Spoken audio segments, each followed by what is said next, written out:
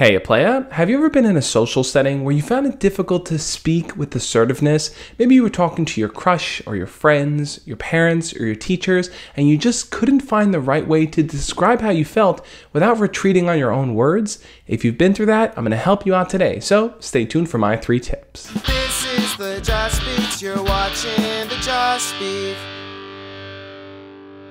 For those of you that are new here, my name is Josh, and every single Monday through Friday, I make videos sharing tips, ideas, and stories teaching you how to be your best self. Now, when it comes to speaking with assertiveness, it can be a bit difficult to do because on the other end, you might be worried that the other person is judging you, critiquing you, or not really taking you seriously. Sometimes when we don't believe in ourselves or the things that we're saying, our words can come out kind of choppy, they can sound forced, they can sound fake. So I think the first tip for you is to stop doubting yourself as you speak.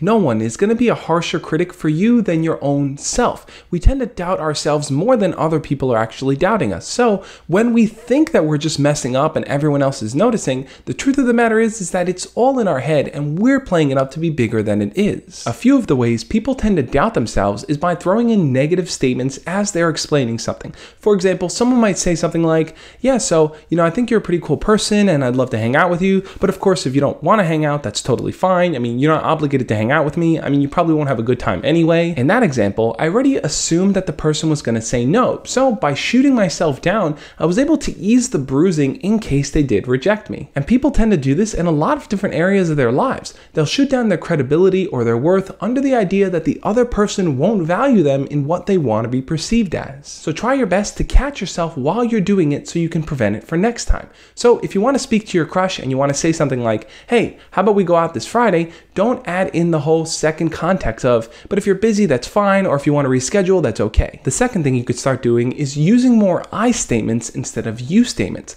Sometimes when we talk to people, we tend to put the focus on them rather than sharing how we individually feel. An example of that might be when you're talking to your parents. Let's say they don't want you going out on the weekends or staying out on school nights. So instead of approaching them and saying, you're always bossing me around, you're always telling me what to do, try to speak from an I perspective. Try saying something like, I feel like I don't have the time I need to really grow and learn with my friends, or I feel like I need a little bit more time outside of the house so that I can just take a break from family life for a bit. When you switch around what you're saying from you statements to I statements, the person you're speaking to will feel less like you're putting a burden on them and more like you're asserting yourself. You're explaining how you feel and you're putting it out there and being confident about it. The same may go for talking to your crush. Instead of thinking in terms of, well, you might feel like this or you might think that, share how you personally feel. There's nothing wrong with stating your opinions. We share ideas so that they can be discussed and that they can be understood. Plus, when you use I statements, you're way more likely to make an assertion.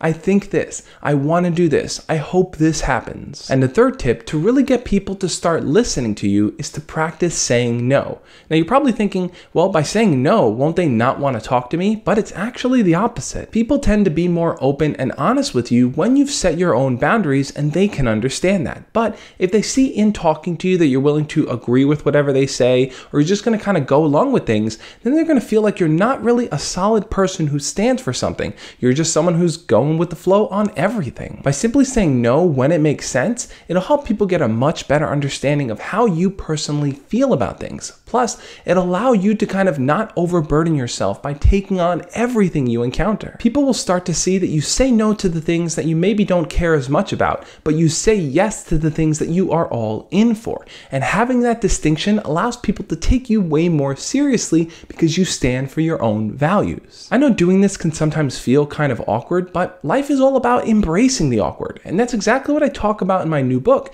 Embracing the Awkward. It's a guide for teens to succeed at school, life, and relationships. Now, if you're interested in checking out, you can click the link over here because I think it'll be super helpful for your development. But what do you think though? Do you struggle with speaking assertively? Is it hard for you to formulate your ideas or to express your opinions to other people? Leave your comments down below and we'll talk about it. If you enjoyed this video, hit the thumbs up button. Thank you again to all my patrons who support me over on Patreon. It really means a lot to me. And on that note, guys, I'll catch you tomorrow.